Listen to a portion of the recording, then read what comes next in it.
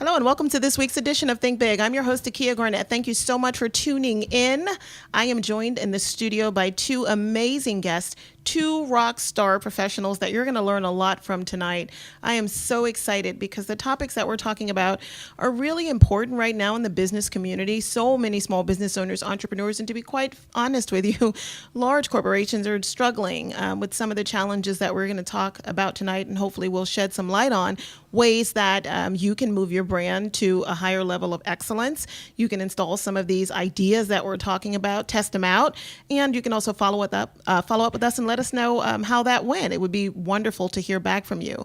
So without further ado, my first guest is Annmarie Mollica, and she is a Senior Vice President at Desenhall Resources in Washington, D.C., and you focus on crisis management?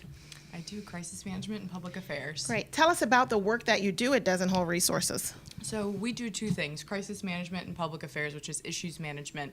We help corporations, large and small, deal with the issues that are happening today in their businesses, operational challenges, legislative challenges, crises that happen in the media, both traditional and social media, as well as dealing with surprising catalysts that pop up in the course of doing business. Wow, that sounds really exciting. Who is your ideal client? My ideal client is someone that is in a position to fight back.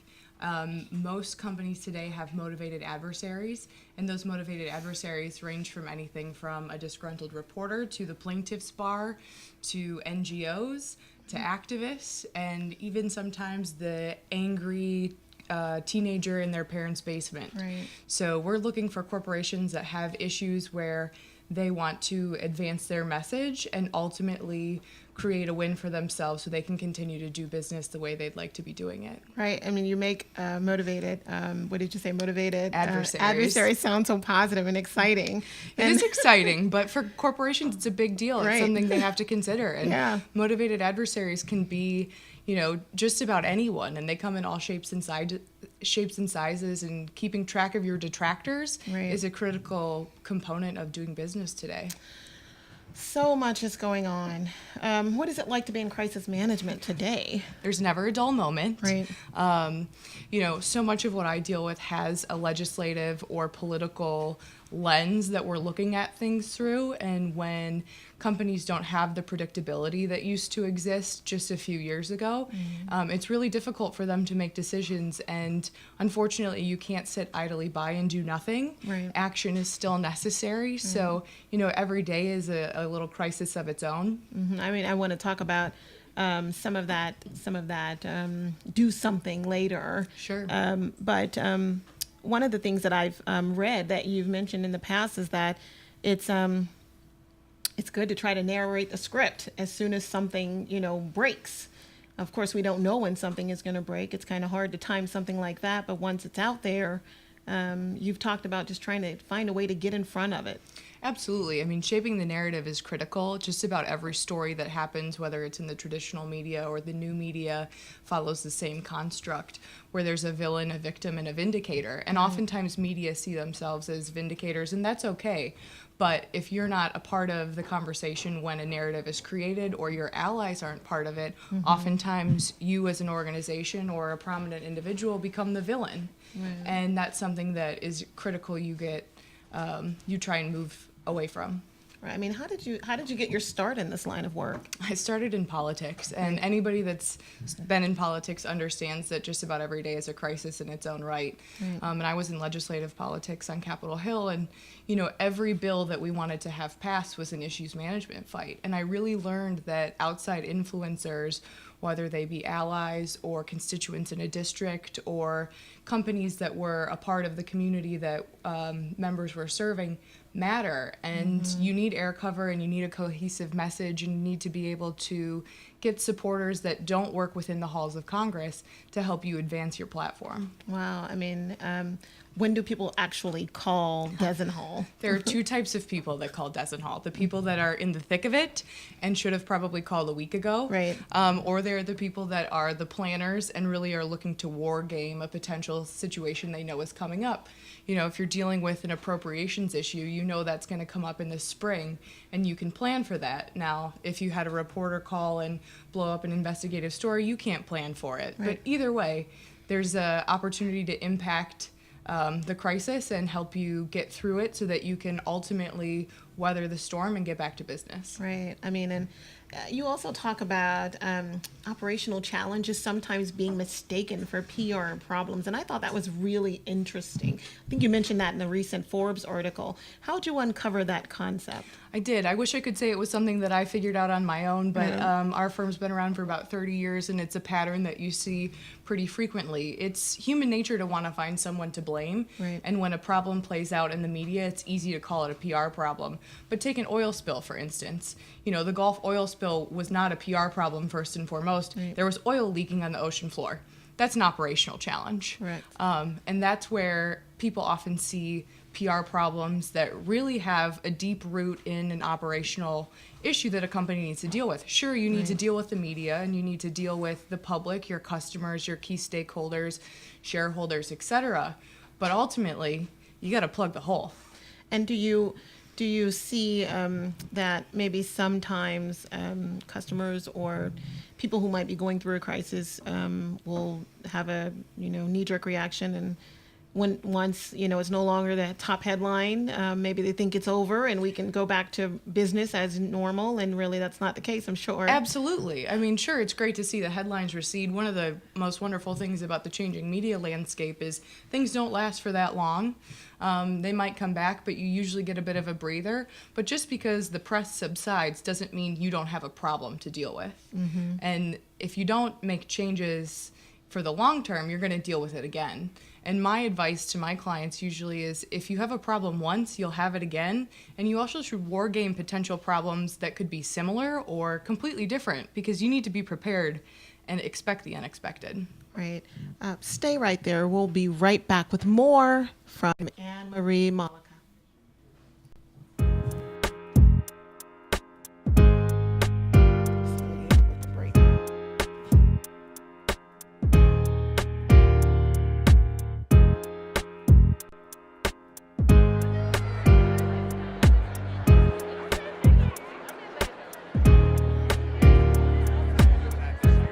The Black Student Fund has been around for more than 50 years, and it served as an important resource for many, many families in the area who may not have always felt welcomed to independent schools. For school heads and administrators like me, it's a bit of a party and celebration coming to this, not only seeing other school personnel, but to meet so many families, some of whom have traveled from a distance, and I think they know that this is the one fair where they're going to see all the schools in the area. Independent schools are such a wonderful resource for all the families, but particularly for families of color who may not have necessarily access that we need them to have. So this is a place where you can literally see every kind of education possible in the independent school world. So we have to give everyone an equal playing field. Black Student Fund allows us to do that. We provide more insight into the admissions process, which has become more complicated than 50 years ago, so that families understand what they're going to have to do to actually apply to schools, complete the testing that's required for admission to the schools, and to position themselves through the financial aid process. What I'm trying to get out of it is just basically making sure that I can give him better than what I had when I was growing up, and giving him a better start and the best education that I can give them all.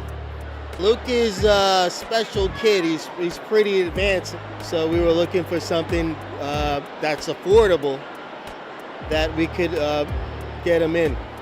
Today is a day when people learn that there is hundreds of millions of dollars of financial aid that's given out by these schools.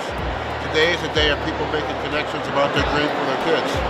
I would say that the Washington, D.C. area may have some of the most diverse independent schools in the country, and I think there's a direct link with the Black Student Fund. I think it's been transformative for many individuals, but also for the schools.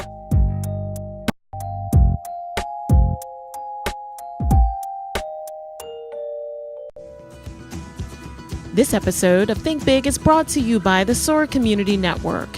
Find them online, soarcommunitynetwork.com, and ask about the Launchbox. Okay, so, yeah.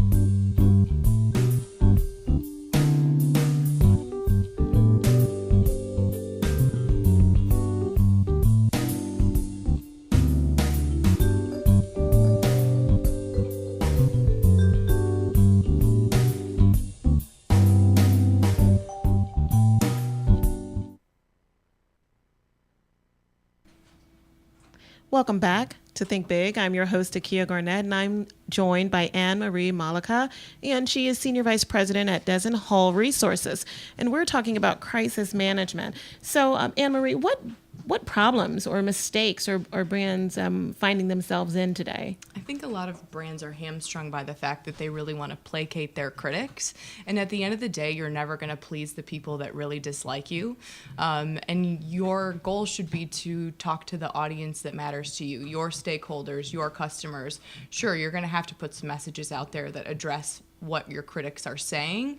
But, if you have animal rights activists that aren't your biggest fans, say you're a commercial farming operation, you're never going to make PETA happy. Right. And that's something that you have to understand. And I think there's this attitude of really wanting everyone to like you and to not have to deal with any negative attention. And the reality is that's just never going to be the case. Right. I mean, one of the reasons why I wanted to bring you on as my guest is because I was in an actual workshop or a training that you did. I was late coming into all the fun, but what I did here, I was really inspired by. You were saying some things that are not commonly said when it comes to crisis management. I think that placating is, one way of putting it when it comes to, those adversaries out there. But when brands are even internally talking about crisis, it's kind of scary. People don't want to really deal with it, and they just want to, kind of pray that it goes away and they can get back to being happy or whatever they are inside their organization.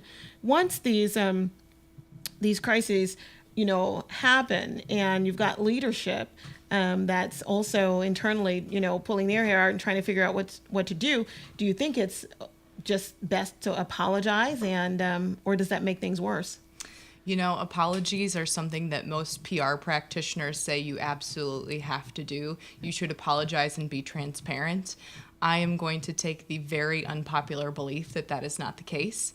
The short answer is yes and no, but if you make a broad-based apology, generally that opens you up for litigation and claims to be made against you that you ultimately can't stand up against. Right. Now, if you can apologize like Toyota or GM did during their recent scandals, you can say, I apologize for causing my customers challenges. That doesn't stand up in court.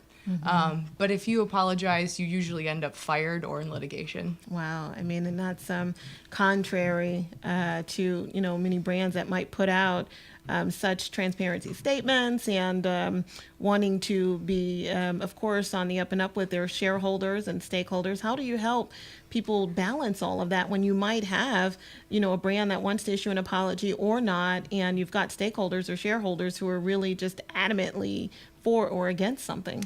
I'm not advocating to not take responsibility for things. That absolutely won't get you anywhere, but the way you do that needs to be really strategic and really measured, and the way you communicate that with your stakeholders is not necessarily going to be a one-size-fits-all approach. It would be nice to say keep the lawyers out of the room, but at the end of the day, that's not realistic, and that's something that businesses really do need to consider. You do want to give your customers or your stakeholders enough information so that they understand really what's going on. But at the end of the day, transparency only serves the people that are outside your organization to do more harm against you when you can't give the facts that are ultimately going to make them happy. Right. I mean, and when you say things, like that, I know it's like you said, you're going to be on the opposite end of what most people would expect you to say or expect someone in crisis management to say. But what you're saying is so true. It's just difficult, I think, to hear. How do you help people actually accept what you say so that they can move to putting a solution in place? So much of it is about slowing down and looking at the process start to finish. You can't walk into a situation and plan exactly how every step is going to go, but when you can show that after you get through this initial phase, there's more work to be done, and ultimately you get to the point where you can get back to doing whatever your business does best. Right. That's really how I help my clients understand how to get to that point. Right. I mean, what might some of that look like once the actual, we talked about earlier, it's out of the headlines, and they're really going to get into some of the tactical nitty gritty of solving some of the challenges that might have, created the eruption, if you will. What does that look like on your end in terms of helping them roll out some kind of solution? Sure. I mean, it really depends on what the issue is, but a lot of times it's ally education and getting folks in your corner so that if you have a challenge happen in the future, you've got people to come to your aid. There's also a fair amount of reputation management that has to be taken on, whether that's dealing with your members of Congress or agency staff or SEO work, and really seeing what your public image looks like out there. Sometimes it's firing consultants and bringing in new folks that understand your new strategy and why that's important. A lot of times it's dealing with your internal stakeholders. You know, the internal rumor mill can be far worse than outside outlets 9 times out of 10. And if that's not something you can get a hold of, it's really hard to make operational change and have a cultural shift within an organization without having that buy-in. Is it possible to fight fair and come out unscathed nowadays? You know, define fight fair. I think fighting fair for my clients is doing whatever within their legal and tactical ability to ensure that they're able to continue to operate. And ultimately, I think you can come out unscathed, but it's important to define at the outset of a crisis what unscathed looks like. Okay. And if you think that's comfort and joy, it's not. It's going to be uncomfortable. It's going to be painful. It's probably going to cost you some money. And you want to be able to get through it as fast as possible, as successfully as possible, so then you can get back to doing whatever it is you do best, making widgets or, you know, selling services to whomever. But it doesn't feel good. I mean, and you talk about stopping the bleeding, you know, that hemorrhaging, if you will, and just, of course, putting that solution in place. But how long can those solutions, you know, go on? Well, you know, it really depends. If you look at, say, the oil spill example we were talking about, it took a while for them to literally plug that hole.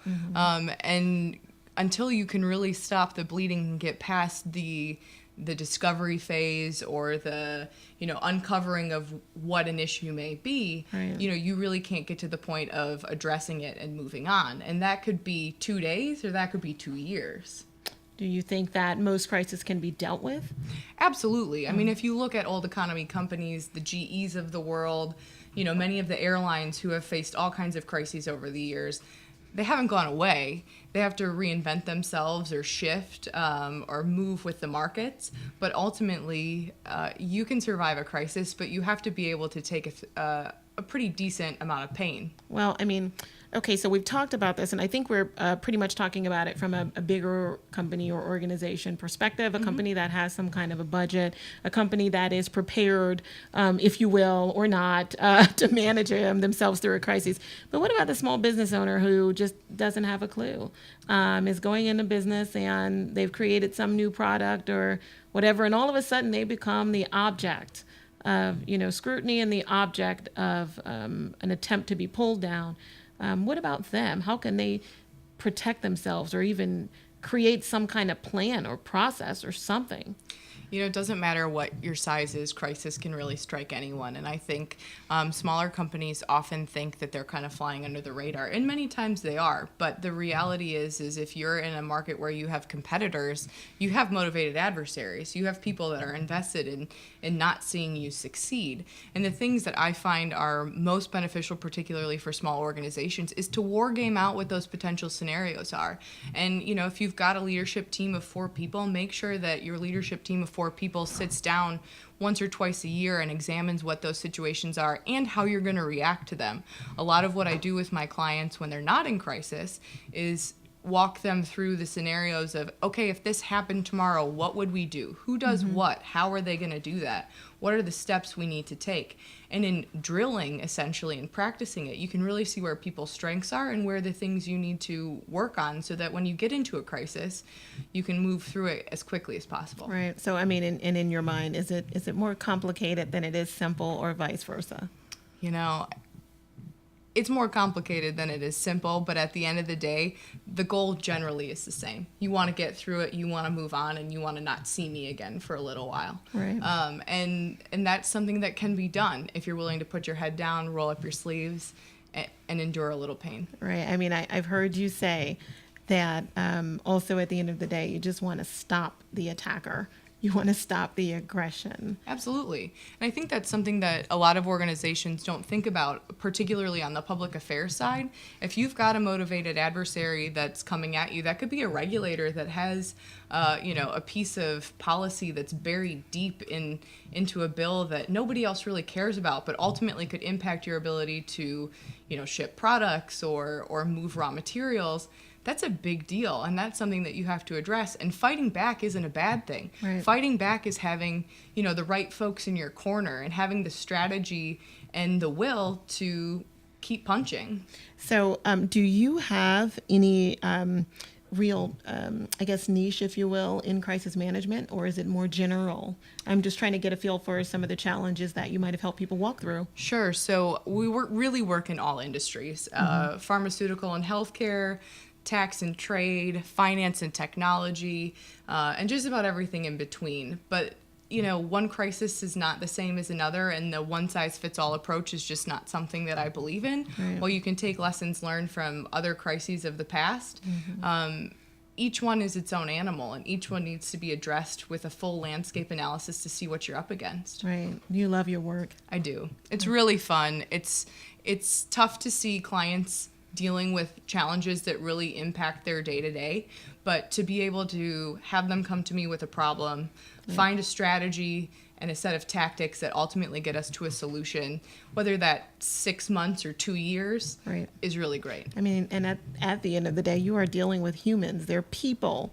Might be their brand that's in trouble, but it's a person behind the phone or whatever. And I'm sure it must be required of you to be empathetic all day long when you're dealing with your clients and some of the challenges that they must be facing. Absolutely. I mean, we call it the client-counselor relationship because Right. though I'm dealing with crisis management and public affairs, there's a big part of what I do that has a therapeutic value to it as well. Right. And where can find you online? www.desenhall.com. You can find me on Twitter at Annmarie FM.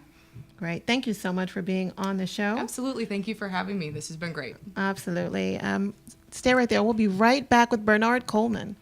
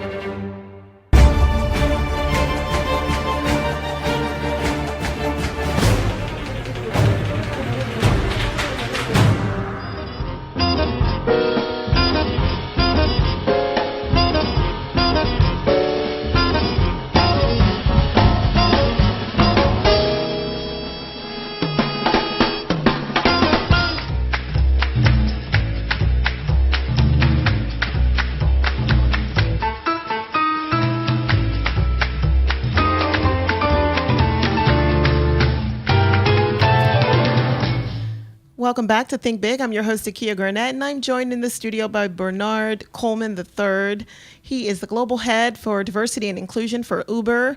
I'm sure you're familiar with that brand. I am so excited because I met this gentleman in graduate school. He and I went through our MBA program together in a cohort. There was myself and Bernard and a few other wonderful, wonderful professionals. And we just had a chance to bond. And so it's wonderful to just see how you're doing in your career and all these great things that you've got going on. Bernard, thank you so much for being my guest on Think Big. Thank you. I'm glad to be on the show today. Thank you for inviting me. Global Head of Diversity and Inclusion for Uber. That's huge. What all does your role entail? So it's basically about culture shifts. It's about making sure that we have an environment that's diverse, inclusive, that's filled with belonging, and making sure our staff feel supported. So that's across the individual level, that's across our systems, that's across our leadership. Right. It's also making sure like we're also looking to make our diverse suppliers a bigger deal. So it's very multifaceted, and we're always thinking about where do you start and what do you do first. Right. I mean, and how do you define diversity and inclusion in today's world of so much? So the underpinning of what we're trying to do is about a term called intersectionality, and when we think about diversity, it's about difference. It's about all the different things that you bring to the table. I'm a black man. I'm a Christian. I come from a different socioeconomic background. So you have to think at all the diversity of difference and all those things that you bring to the table, because the important value at Uber is being yourself. Mm-hmm. So you can bring your complete self to work. And then there's inclusion, which is, do I feel welcome when I come to work? Do I feel like I belong? So we like to think about diversity, inclusion, belonging, and support, or I call them or DIBS. I was looking at some of the past work you've done with other interviewers, and one of the things that you mentioned was that employees at Uber really didn't feel safe or supported. Mm-hmm. How are you all moving to create some solutions for that? It's about creating safer spaces. So the first thing is, I think, is establishing trust and giving the support spaces. We have employee assistance programs. We have a thing called Lyra Health, but we have a lot of different support structures. We have our employee resource groups. You have the diversity inclusion team. There's about 7 of us in total. But we want to make ourselves a resource so that staff feel, heard, but supported is the most important thing. So you have a very big job to do, and not without media scrutiny, of course. You've got a lot of friends out there and fans, or as our prior guest mentioned, motivated adversaries out there who are excited to talk about Uber. And you entered Uber at a very interesting time, a time of challenge for the brand and culture, of course, which has created its own following. How do you summarize your first 6 months on the job?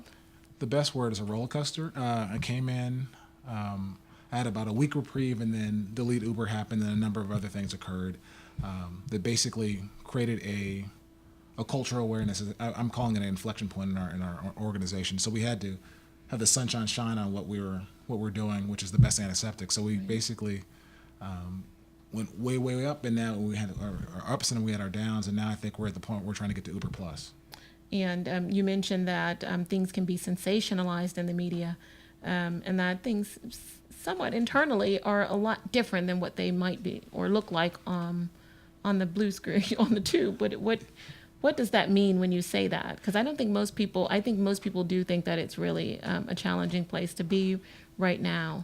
I mean, when I say sensationalized, there's pockets of things where things aren't going well, or it depends on your tenure, how long you've been there. Sometimes people have good experiences, sometimes people have bad experiences. But I think when it's compounded with the media cycle saying how terrible it is, I always say it's akin to if I weren't feeling well and somebody says you look sick, it's like it compounds and you feel that much worse. Right.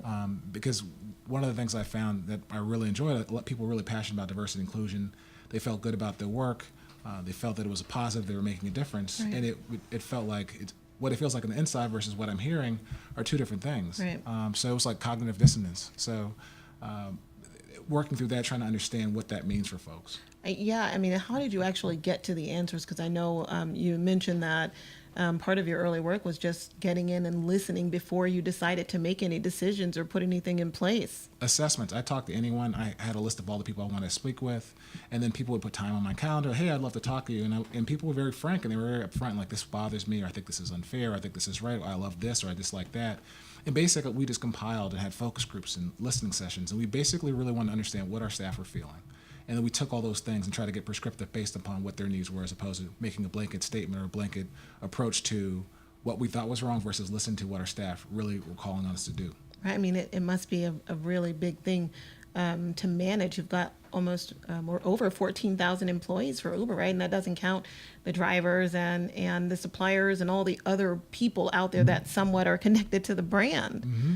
14,000 people. So, and that's when I talk about the media, like, to understand what it is to scale, we're growing at an astronomical rate and trying to be mindful of making sure we have diverse and inclusive lens when we hire and all the practices that we do, and trying to make sure that we're intentional and deliberate. And that's that careful dance you have to do, because you want to also make sure the culture sustainable. And that's what we're trying to do now and put things in place so that way we get to Uber Plus and people feel safe, supported, proud to work at Uber. Right. I mean, can you talk more about inter, whatever you call that earlier? So basically it's intersectionality. So intersectionality, it's a term that it's the underpinning of everything.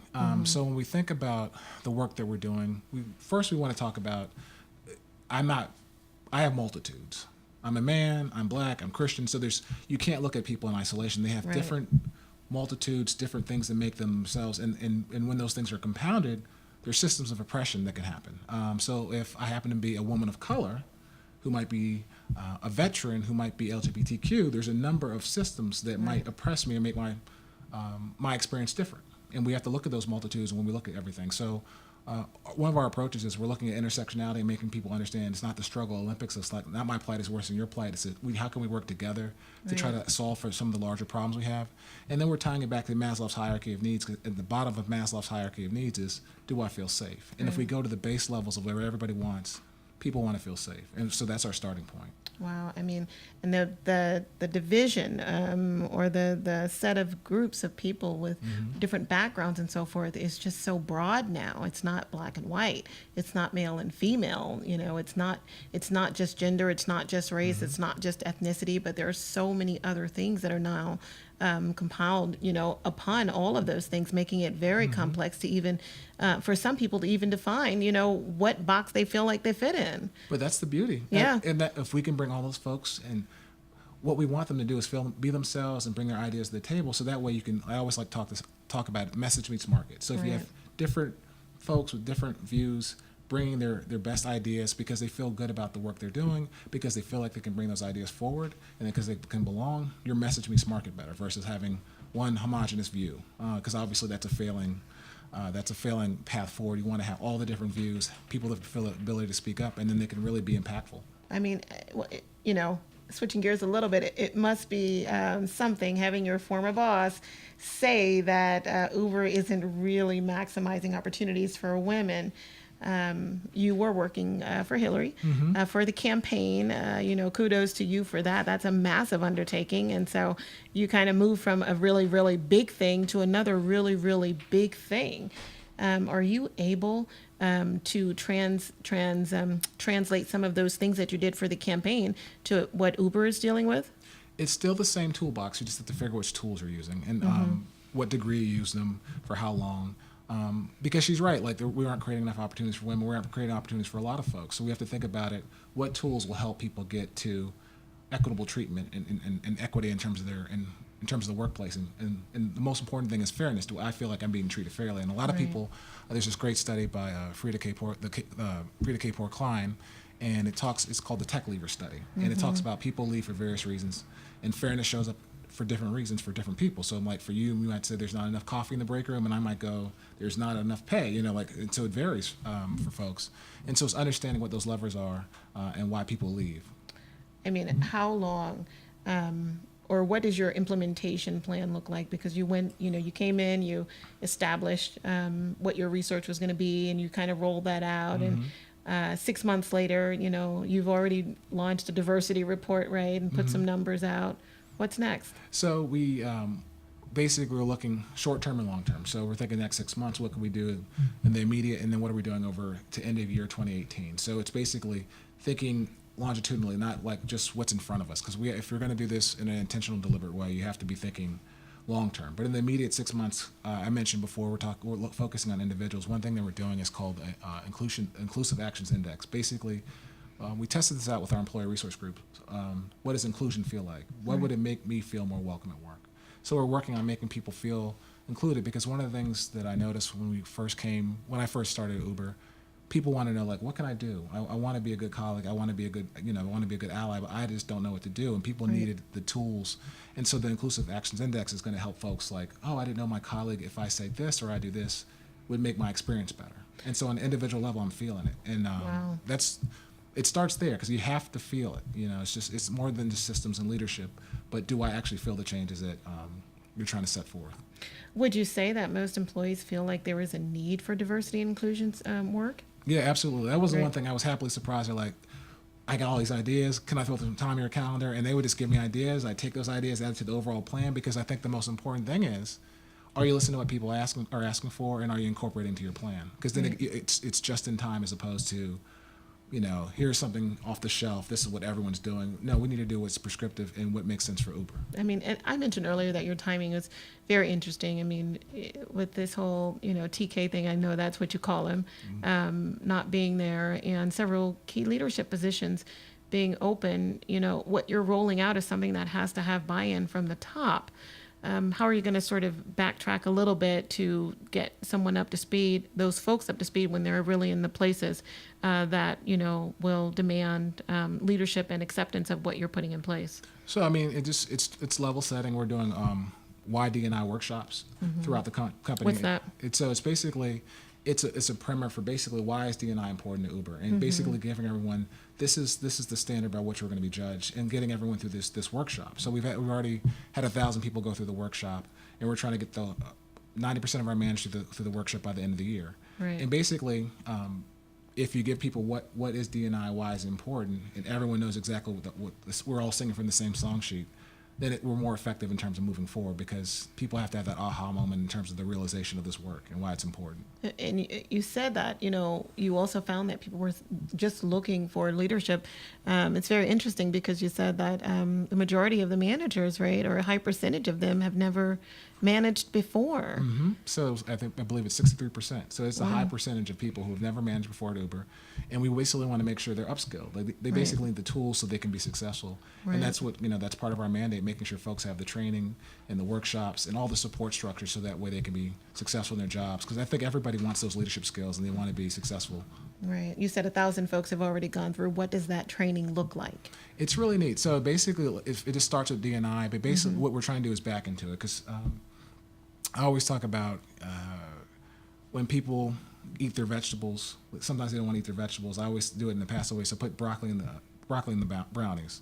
So that way it's kind of passive, and you have these aha moments as you go through the training and through the workshops, and then you kind of understand, like, wow, this is what this work means. And we have excellent learning and development staff who are taking it through the training, and there's a guy on my team who's doing it, and it's basically really helping them understand and unpack that.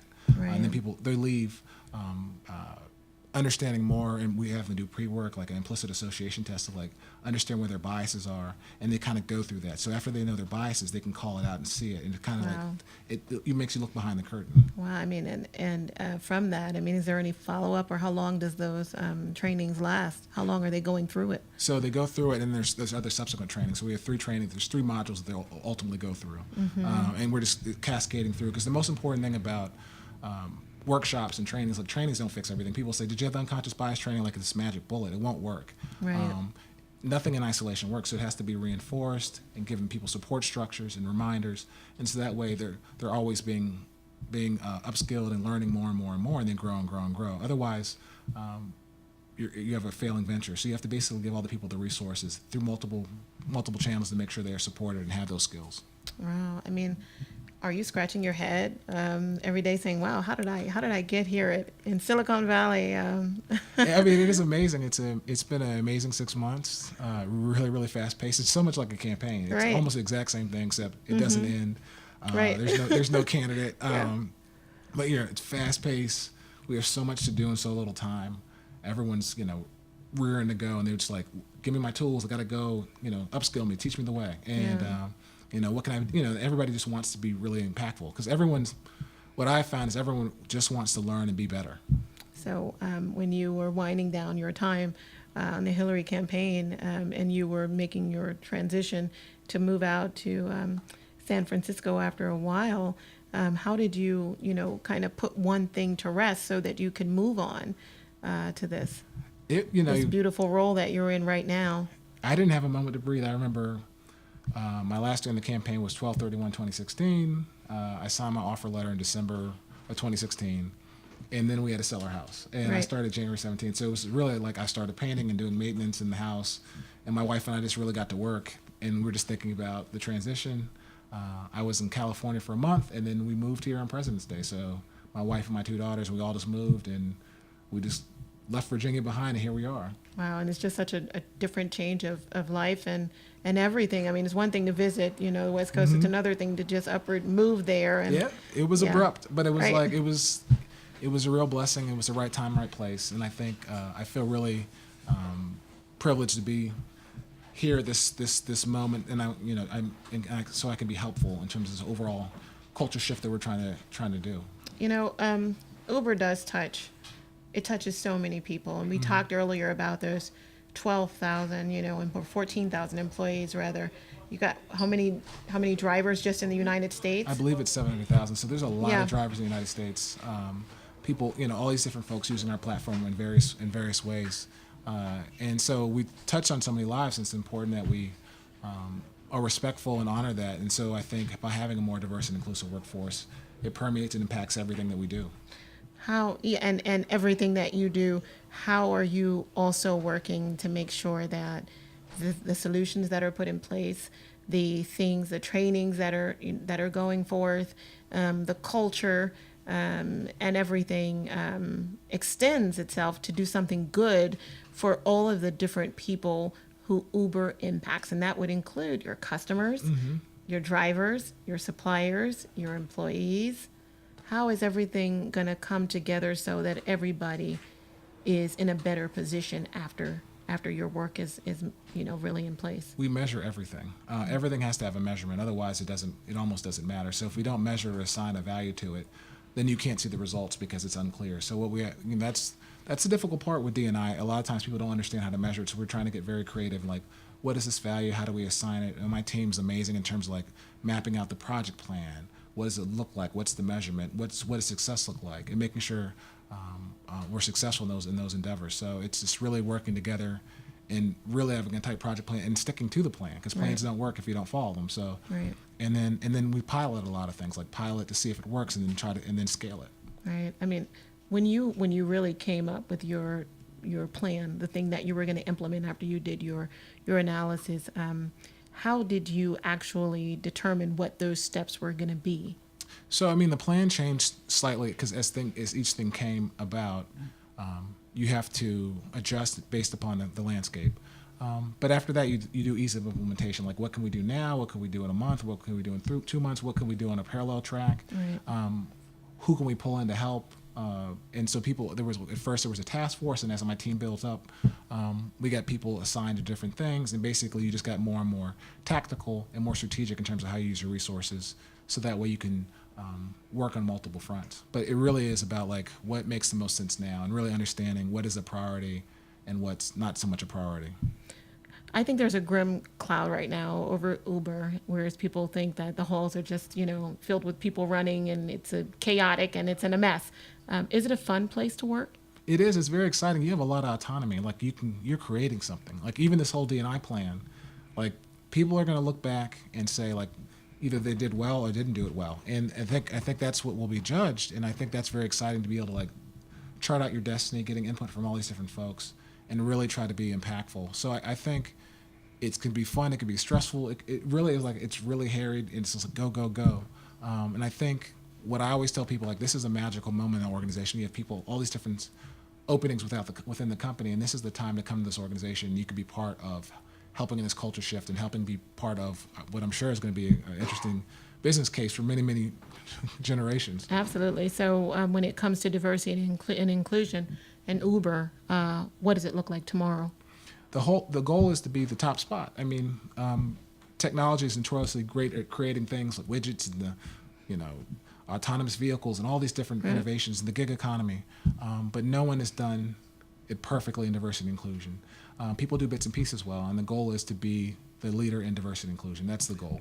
Right. One group of people who I'm sure Uber would want to attract is the women in technology. Mm-hmm. And I know that there has been, there's a recent article in whereas women in technology were just not feeling very comfortable and welcome there. Mm-hmm. I'm hoping that at the end of the day, the work that you're doing will bring them back into the fold, mm-hmm. and many other groups of professionals, not even mentioning, when it comes to what our makeup is biologically, but professionally, the diversity that Uber needs in order to thrive and move to the next level once it is a much more healthy organization and brand internally. I hope that you are able to really help bring those folks back into the fold. I'm confident we can do it. We have a lot of great people working really, really hard, sharing all their ideas. And like I said, we're trying to bring those ideas to the fore and making sure that they can see their great work, and then by word of mouth, let people know, like, hey, it's safe. Come Right. on over. We need your talents, and we would love to have you here at this critical moment, because this inflection point, it's what we're going to be judged by, and I think people want to be part of that. Because I went to school with you and I've worked with you on several projects. I know that you are a hard driver, that you push yourself really hard. You're a perfectionist. What timeline have you given yourself? I know that you've got those internal timelines and you've got people outside of the organization also looking at you, but what are you driving toward? I'm really looking at 6 months. I mean, the things that I really am really trying to focus on, the inclusion index, making sure our systems are more efficient, but more so digging really into recruitment. Like, I really want to know the recruitment experience, and I want to make sure people have a great experience. Like, I don't want to lose you at hello, but like, what brought you in? Right. What was your interview experience? What keeps you there and make people feel supported? I'm really interested in the recruitment experience, because I think that's the first touch anyone's ever going to have. And if they don't have a good experience, and later on they'll say, like, I was treated terribly or I was treated wonderfully, you should come here. I think that's everything right now, and then also doubling down on inclusion. So you at the same time the recruitment strategy, and then making sure people feel welcome and want to stay for the long haul. So it's a two-sided coin, but I think both of those things are very, very important. So I think the next 6 months are going to be super critical. Wow. Well, is there anything that you want to share regarding your experiences at Uber? I would just encourage people, if you want an exciting adventure and you really want to test your mettle, this is the place to come. And I would say this is the moment to do it. This is when there's all these openings. And I just want to remind people, even though we're a technology company, we're highly operationalized to support the platform. Other vocations are needed: lawyers, accountants, people in finance. So just don't think because it's a tech company I can't work here. There's a place for you, and we encourage you to apply. There's lots of jobs all around the world, and we want to welcome you to come work at Uber. Right. Well, did you take an Uber here? I did. That's all I do. Awesome. Well, thank you so much, Bernard, for being on the show. And thank you for the work that you're doing inside Uber. I'm excited to see how all those great things that you're doing is going to come to fruition. I know it's going to be for the better of not just the employees, like I mentioned earlier, but anybody who Uber touches, and that includes me. Yeah. So, because I'm a fan, I do take an Uber every once in a while. So Yeah, it's how I get from point A to point B. right. Yeah. Well, you've been watching Think Big. I'm your host, Akia Garnett. Thank you so much for joining us. Thank you to Annmarie Mollica, who is the Senior Vice President for Dessen Hall Resources. And thank you so much to Bernard Coleman III, who is the Global Head for Diversity and Inclusion at Uber. See you next time.